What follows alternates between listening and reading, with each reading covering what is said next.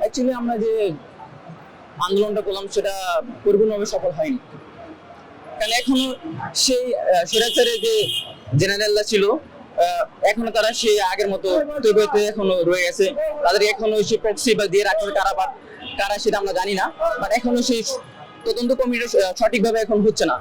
এই জন্য সেনাবাহিনীকে ম্যাজিস্ট্রেট পাওয়া দেওয়া সত্ত্বেও এখনো বাংলাদেশে এখনো আইন শৃঙ্খলা বাহিনী পরিপূর্ণভাবে এখন ঠিক হচ্ছে না।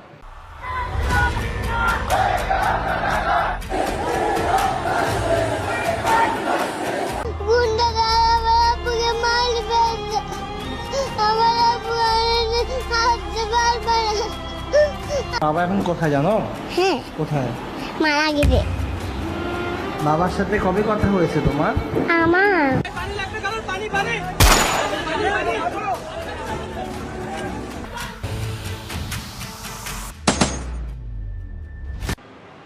দর্শক, আবারও চলে এসেছি আরো একজন তরুণ লড়াকু যোদ্ধার গল্প নিয়ে আপনাদের সামনে। এখন আমরা সরাসরি যাব তার কাছে এবং শুনবো কেমন ছিল গত জুলাই আন্দোলনে তার অংশগ্রহণ। আসসালামু আলাইকুম ভাইয়া, কেমন আছেন? আলহামদুলিল্লাহ, ভালো আছেন?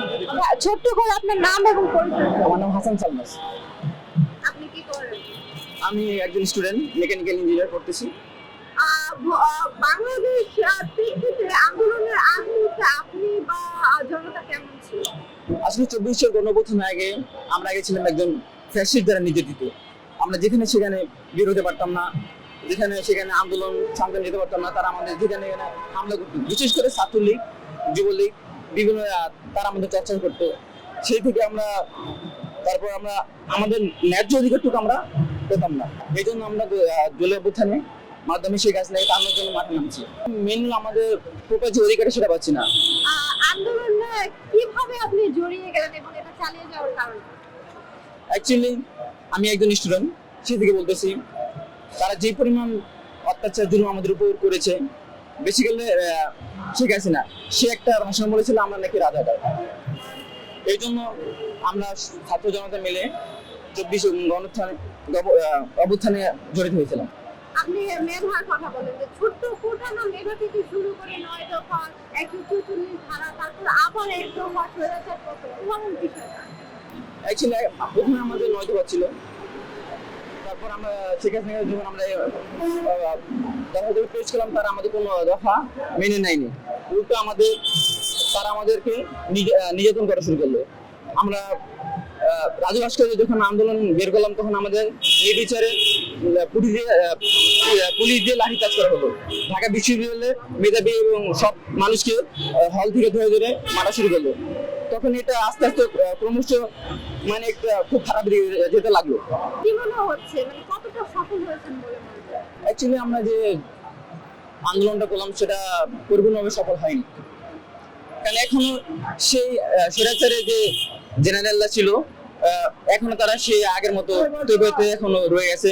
তাদের এখনো সেই প্রক্সি বা দিয়ে রাখবে কারা সেটা আমরা জানি না, বাট এখনো সেই তদন্ত কমিটি সঠিকভাবে এখন হচ্ছে না। এই জন্য সেনাবাহিনীকে ম্যাজিস্ট্রেট পাওয়া দেওয়া সত্ত্বেও এখনো বাংলাদেশে এখনো আইন শৃঙ্খলা বাহিনী পরিপূর্ণভাবে এখন ঠিক হচ্ছে না। আপনার সবচেয়ে বেশি অবস্থান কোথায় ছিল? আমাদের সবচেয়ে বেশি আমার অবস্থান ছিল যাত্রাবাড়ি থানা, এখানে সামনে। যখন আমরা আন্দোলন শুরু করি তখন এখানে পুলিশ নির্বিচারে ছাত্রদের গুলি করে মারা হয়েছে। তাদের হাতে ছিল, আমাদের হাতে ছিল ইট, বাট তাদের কাছে ছিল ভারী অস্ত্র।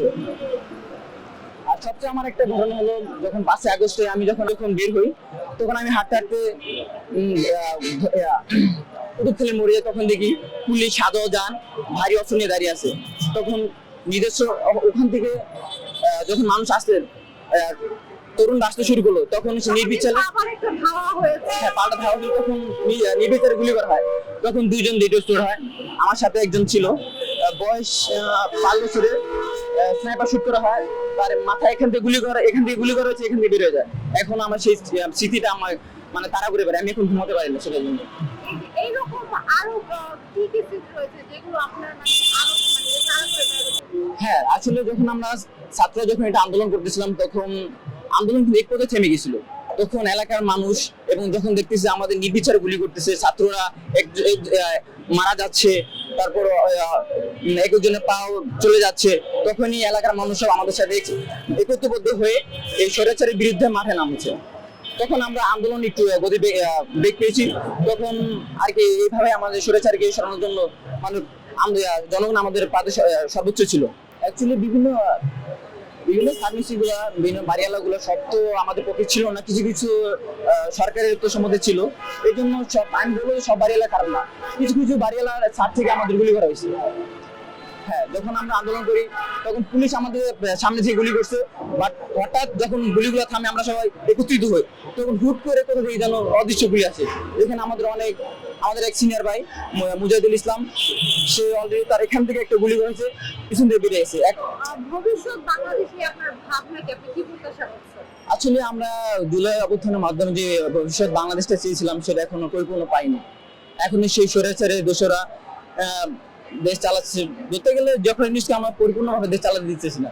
সে একজন নোবেল লরিয়েট, তার যথেষ্ট পরিমাণ জ্ঞান আছে একটা দেশ সামনে নেওয়ার জন্য। বাট এখানে আমাদের কিছু রাজনীতি লোকেরা এখনো তার বিরুদ্ধে কাজ করতেছে। বাট এটা আমি বলবো যে ডক্টর ইউনূসের মতন একটা লোক পাওয়া আমাদের সবচেয়ে একটা ভাগ্য ব্যাপার। বাংলাদেশ যে পরিস্থিতি পড়ে আছে, তাকে এই বাংলাদেশকে একটু উত্তোলন করতে পারে ডক্টর ইউনূসই। আবারও যদি কোনো স্বৈরাচারী মাথা নাড়া দিয়ে ওঠে, আপনাদের পদক্ষেপ কি? অবশ্যই মানে এখন এই যে পরিস্থিতি মানে ডে বাই ডে ক্রিয়েট হতে, বাট দেখছে যে স্বৈরাচারের পতন স্বৈরাচার আবার আসবে। যে অবস্থা দেখতেছি পরিপূর্ণভাবে আইন শৃঙ্খলা বাহিনী কাজ করতেছে না। দেন তারপরে আমরা যে সামনের বাংলাদেশটা চেয়েছিলাম, বাট সেই সামনের বাংলাদেশ এখন মনে হয় না করতে পারবো। বাট অবশ্যই স্টিল নাও যদি আবারও স্বৈরাচারের মাথা জেগে আমরা অবশ্যই আমরা রাস্তায় সবাই মিলে নামবো এবং বুকে তাদের হলে বাংলাদেশ একটি সুস্থ এবং সমৃদ্ধ বাংলাদেশ গড়ে তুলবো ইনশাল্লাহ। ভোটাধিকার থেকে শুরু করে নিজ অধিকার এবং দেশকে একজন যোগ্য নেতার হাতে তুলে দেওয়া বিভিন্ন পরামর্শ বা আপনি জনতার উদ্দেশ্যে কি বলবেন?